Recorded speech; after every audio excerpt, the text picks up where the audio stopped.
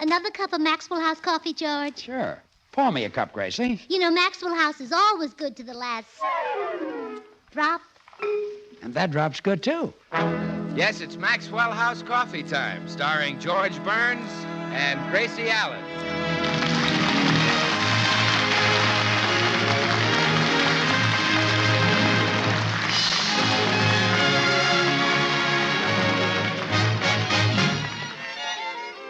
With yours truly, Bill Goodwin, the music of Meredith Wilson and his orchestra, Lou Merrill, and our happy postman, Mel Blanc.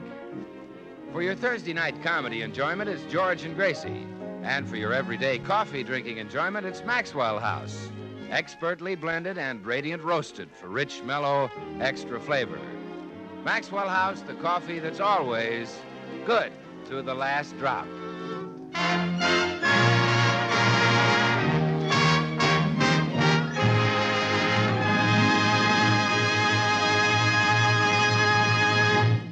Last week, Gracie decided to earn her own Christmas shopping money and started out by selling George's cigars. George put a stop to that, but in Gracie's vocabulary, there is no such word as surrender. So 2 days later, they had a caller. Yes? Your name George Burns? That's right. You ought to be ashamed of yourself, making your poor wife drive a taxi. Huh? Here's a summons to appear in traffic court on 15 counts. Now, wait a minute. It's guys like you that make guys like me hate guys like you. But I didn't let... Gracie. I heard him, dear. Okay, start explaining. Well, I thought I could make some Christmas money if I took our car and started a yellow cab service. Our car is black. You'd be surprised what 10 gallons of yellow paint can do. What about these traffic citations? 15 of them for going through red lights. How do you explain that? Oh, that's very simple. They only caught me 15 times. You went through more? I had to. Every time I stopped for a red light, I lost money. Why? Well, my passengers would jump out and run for their lives. So that's where the car's been. And you told me it was in a garage being repaired. It is now. You had an accident? Well, it could have happened to anyone. I was driving along, minding my own business. I stuck my left foot out to make a turn, and then... Hold it. Just a minute. You stuck out your leg? Yeah, that. Well, why did you do that? Well, I found I attracted more passengers that way. Murder. Well, before I knew it, I lost control, but I remained perfectly calm. I just sat there until they took the washing machine out of my lap. It's quite heavy. You couldn't talk with it in your lap, I guess. How did you get a washing machine in your lap? Well, we were both in the window of the May Company.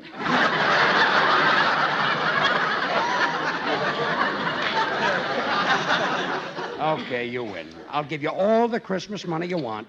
You can quit trying to earn it. Oh, no. You said I didn't have brains enough to do it myself, and I'm going to show you.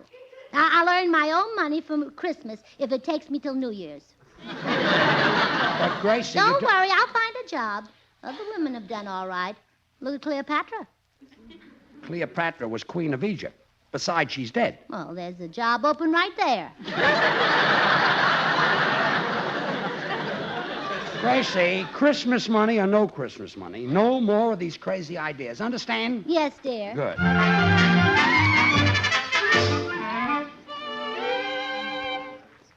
However, the very next day... Yes? Burns, you ought to be ashamed of yourself, making your poor wife sell Christmas trees. Huh? Here's your summons. See you in court. Now, look here. It's guys like you that make guys like me us, hate guys like me. you. Gracie, We see a lot of them, don't we? this is a citation for damaging public property.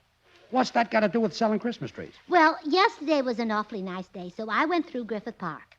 Well? I went through it with an axe. Well, that does it. Here's $50 for Christmas. Well, thank you, George. Now you can stop trying to earn your own money. Oh, no. I'm still going to show you that a wife can earn her own money. Wives are smarter than husbands, and I'll prove it. But you took my $50. Need any more proof? Gracie, I absolutely forbid... Come in. Hello, all. Yeah, somebody from the Rathskeller, I guess. Well, hello, all. Well, Meredith, how nice to see you. Come in and sit down. Thank you, Gracie. In my sea of troubles, your face is like a lighthouse shining out to me. George, hand me my compact. Yeah. You've got troubles, Meredith? Yeah. Though I hesitate to burden my friends with them. Oh, not at all, Meredith. We're more than your friends. We're like your family. Sure. Think of George as your father. And think of me as your sister. Well, that's a comforting thought. Thanks, sis. And you too, Papa. Never mind the papa. What's your trouble, Meredith? Oh, it's my girl, Goldie. For the last couple of weeks, a very handsome young fellow's been taking her home from work every night. Oh, a rival, huh? Well, I thought so at first, but when I questioned Goldie, she assured me that he was her father. And apparently she spoke the truth. I've noticed whenever he kisses her, she always says, "Oh, Daddy."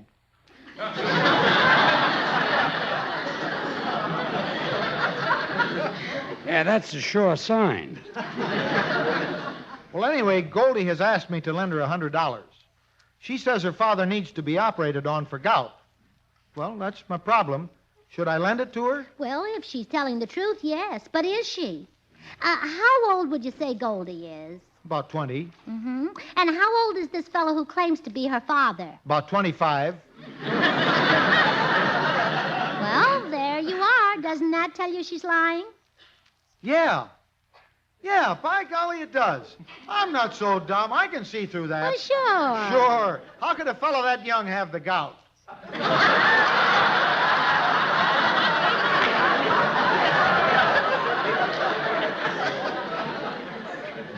What? Exactly. Her father wants the money for some other reason. Don't let her have it. Okay, Gracie. Wait a minute, you two. If she's 20 and he's 25, how can he be her father? You can't have a baby when you're 5 years old. Oh, George, how can you be so innocent? It's the mother who has the baby, not the father.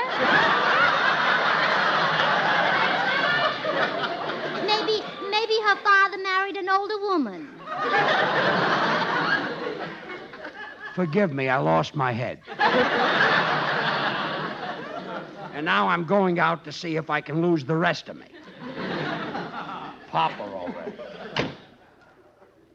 Gracie, I certainly do want to thank you for the advice. You saved me $100. Oh, glad to do it, Meredith. I love to give advice. I wish everyone would come to me with their problems so I could... Meredith, What?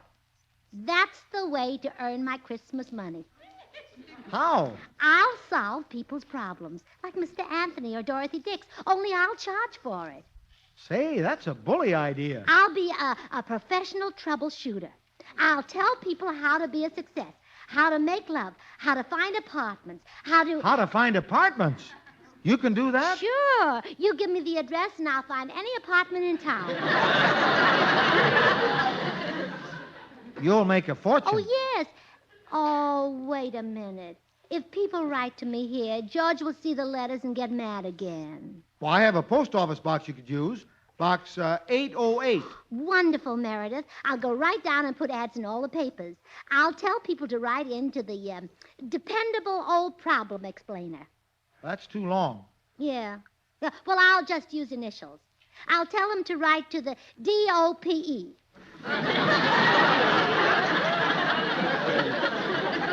No, I don't think I'd call myself that. Oh, too short, huh? Too short. Well, I'll just call myself the Problem Explainer. Isn't it wonderful, Meredith? Tomorrow morning we'll be in business.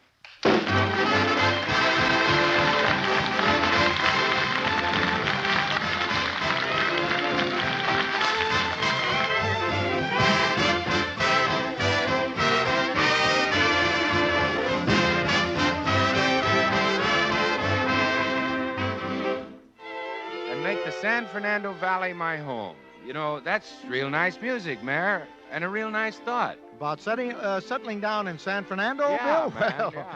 fella could do a lot worse. Living's mighty good in those California valleys. Which is something more and more folks have been discovering, Meredith, year after year. Yes, from the Sacramento and the San Joaquin, from the Santa Clara to the San Fernando itself, the earth is rich and the skies are fair. Makes you understand why the valleys of California are famed in song and story as such an impressive and beautiful part of the American scene.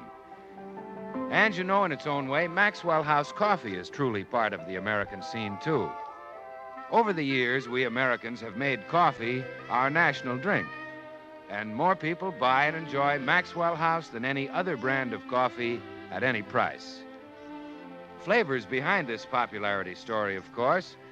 The mellow, full-bodied Maxwell House flavor that results from the skillful blending of these premium Latin American coffees. Manizales for mellowness. Medellins for richness. Other choice coffees for vigor. And Bucaramangas for full body.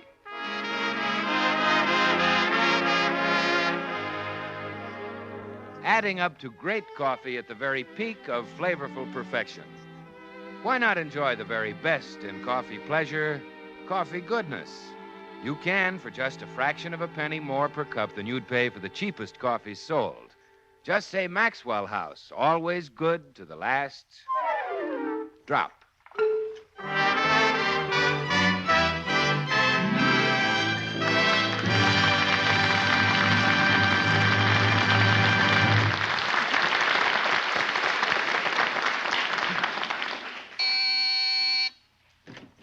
Yes? Oh, good morning, Mr. Postman. Good morning, Mrs. Burns. Here's your mail. Thanks. Say, I'm earning my own Christmas money so I can get George a nice present. What did your wife give you last year? A belt. Oh, Right in the nose. She didn't like the fur coat I gave her. oh, that's funny. What kind of fur was it? Fox? Beaver? Gorilla. Gorilla? Well, why did you pick that? It didn't have to be altered. She could wear it just the way it came. Oh, Mr. Postman, I think you need the services of a professional troubleshooter. Do you think I could have her shot? Oh, no, that's me. That's how I'm earning my Christmas money. I have an ad in this morning's paper. If people write to Box 808, I solve their problems. Oh, solve mine now. What shall I do about Bertha? Well, now, let's see. How long have you been married? 17 years and 5 days. Uh-huh. And how long have you been unhappy? 17 years and 4 days. Well, at least you were happy the first day. No, that was yesterday. She was out of town. Well, I hardly know what to suggest, Mr. Postman. Have you ever thought of leaving Bertha? Oh, I could never do that. I complain a lot, but if I ever left Bertha, I'd die. You would? Yeah, she'd kill me. Well, goodbye, Mrs. Burns, and remember, keep smiling.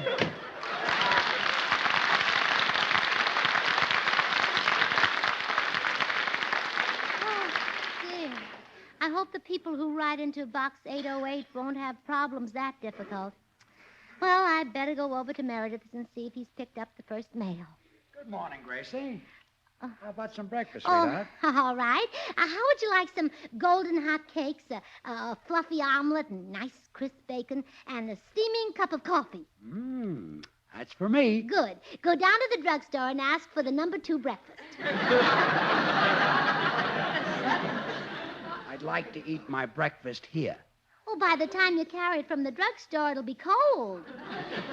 I want you to fix my breakfast. Oh, well, I have to hurry out, dear. Gracie, are you in another business to earn Christmas money? Oh, no. Is that the truth? Well, if I'm fibbing, may the ceiling fall down. Okay. Goodbye, dear. And please have the plaster swept up before I get back.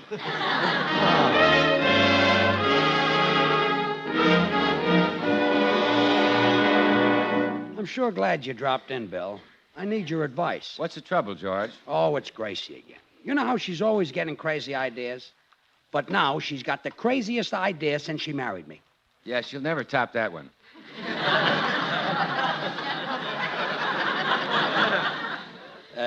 Cut out the clowning, Bill.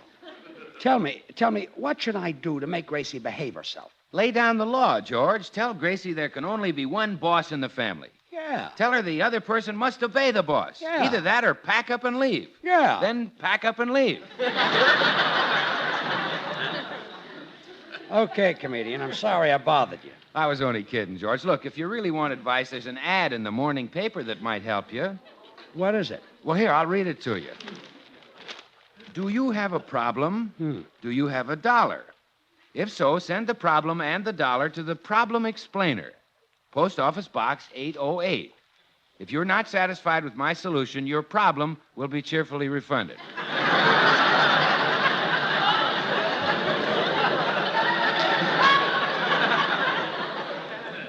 Hand me the pen. I'll try anything. Dear Problem Explainer, my wife is always getting me into trouble. How can I make her obey me?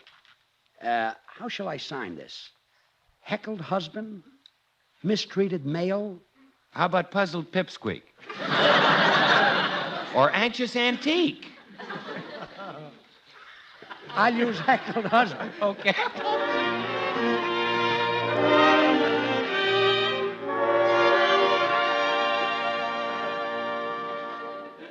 Here you are, Gracie. Another bunch of letters from the post office. My, they're really pouring in. We better start answering them. You read them, and I'll dictate the answers. Okay. Now, this one is signed Suspicious. Dear Problem Explainer, my gentleman friend gave me a mink, but it doesn't look good to me. How can I tell if it's died? Dear Suspicious, look at the mink closely. If it's not breathing, it's died.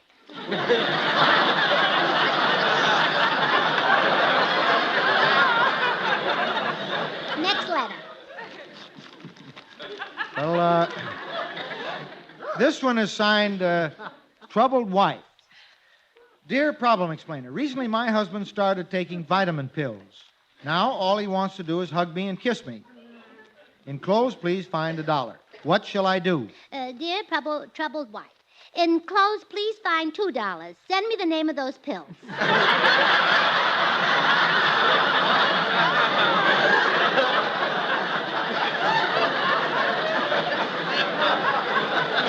Next letter.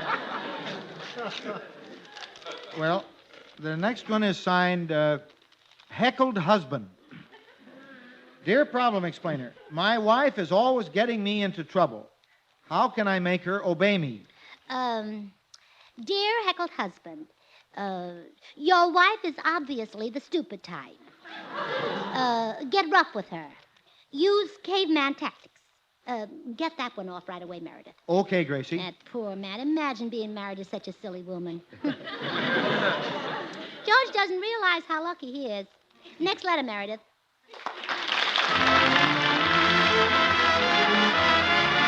Now here's Meredith Wilson with an old favorite, Time on My Hands.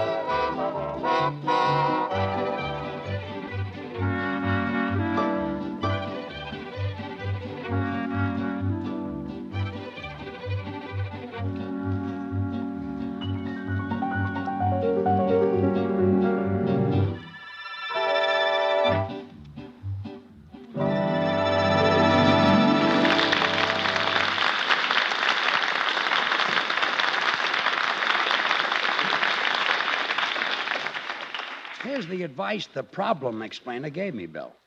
I'm supposed to get tough with Gracie. Use caveman tactics. Oh, that caveman stuff is great, George. Boy, I wish I'd lived back in those days. What a racket. When you saw a beautiful dame, all you had to do was clop her over the head with your club, grab her by the hair, and drag her to your cave. What a life. You'd have been out every night, huh, Bill? Yeah, night clubbing. I'll bet there'd have been a whole stack of women in your cave. Well, that's how I like my women, George. Well, stacked. Too bad that smooth line of yours would have been wasted. What do you mean? Well, back in those days, no one talked. There was no language. Who needs talk, George? If I puckered up and said, yum, yum, she'd know what I wanted. Yeah, I guess so. Sure. Gee whiz. She'd get busy and make me a cup of Maxwell House coffee. Maxwell House is rich, mellow, delicious, the result of careful selection and blending of choice Latin American coffees, radiant roasted to perfection. Bill, I'd like to remind you of Then something. I'd hit her on the head with my club, either You can hardly pick that club up. once or twice. I'd hit her to tell her how I wanted my coffee, you see. That would tell her? Yeah, either one lump or two. Of course, with or without sugar, Maxwell House is the very best at coffee drinking pleasure. Yet it costs but a fraction of a penny more per cup than the cheapest coffee sold. Bill, I'd like to remind you of something. Yeah? In the caveman days, there was no Maxwell House coffee. What? No Maxwell House coffee? Not a drop. Well, no wonder the women like to be hit over the head. Who wants to be conscious if you can't enjoy it? Maxwell House is bought and enjoyed by more people than any other brand of coffee at any price. Everybody knows that Maxwell House is always good to the last drop. Here comes Gracie. Slip out the back way, Bill. Here's where I get tough. You gonna get tough? Yeah. Well, act like a real caveman, George. Rush out and grab her. Sling her across your shoulder and carry her into the house. You want me to do that? Well, in your case, hobble out and beckon. Just disappear. I'll do all right. Okay, good luck, Neanderthal man. I'll be plenty tough. And if that doesn't scare her, I'll take off my belt like I'm going to beat her with it. That'll scare the daylights out of her. Hello, George. Get down on your knees, woman. All right. Where are the dice?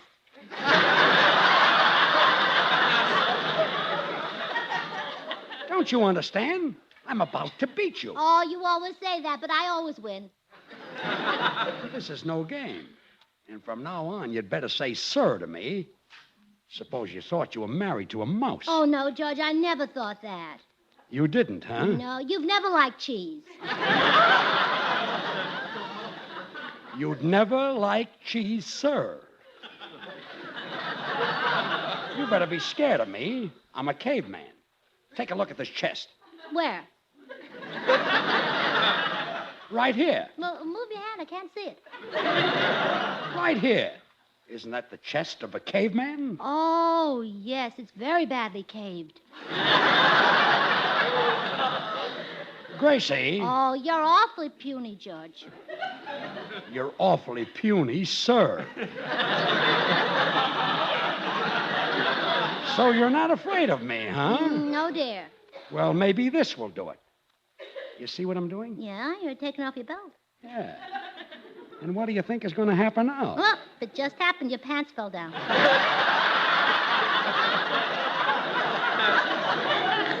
I'm going to take this belt and lash you. Are you frightened? Oh, I'm scared to death. I'm a brute. A powerful brute. Oh. Then why do you call me every morning to squeeze the toothpaste out of the tube? I'm a brute. Powerful brute. Oh, you're cute. Oh, nuts to this. I'm going to write that problem explainer and get my dollar back. Problem explainer? Yeah, some jerk who gives advice. Wrote a letter signed heckled husband, and this is the advice I got. Oh, so that was you. Oh, I mean, you did? Yeah. Wait. You wait right here. I've got something to do.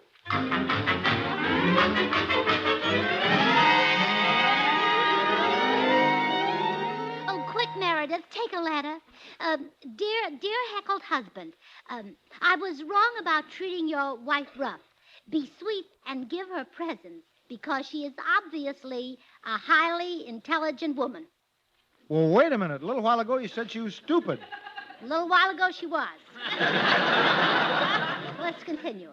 Buy her candy, flowers, perfume, and a new hat. Send that by telegram, Meredith.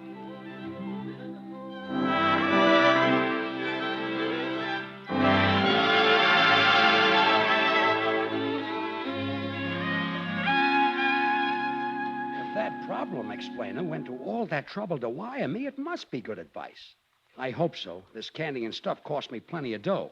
Hello, George. Ah, come in, darling. And let your adoring husband shower you with gifts. Gifts for me?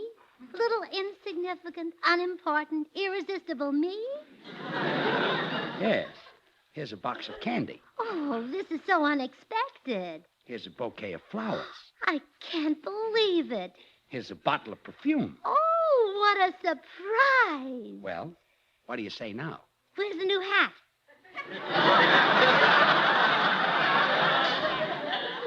I didn't have a chance to shop. Wait a minute.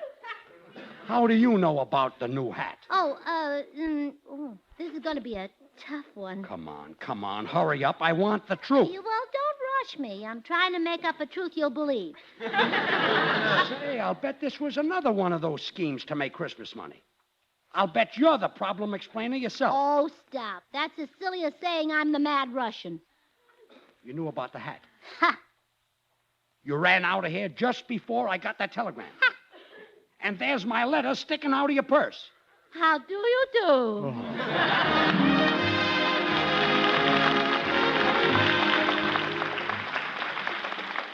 Who built America? People of many races and many faiths, making their own contributions to the American scene, the American story.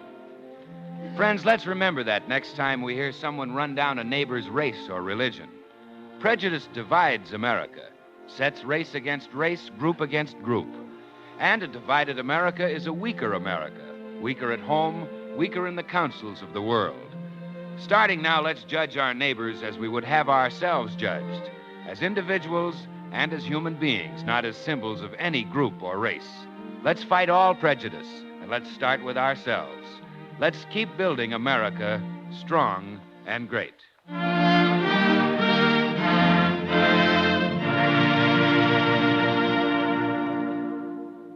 Say, lady, if you're going to the grocer's tomorrow, be sure you get La France. What's La France? The bluing flakes used by more women than any other. Why? First, because a La France blued wash is not just clean. It's snowy, sparkling, blindingly white.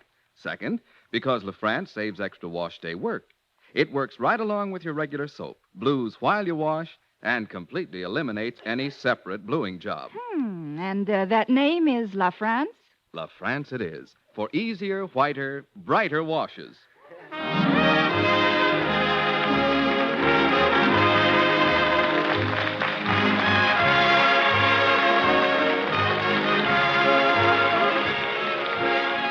This is NBC, the National Broadcasting Company.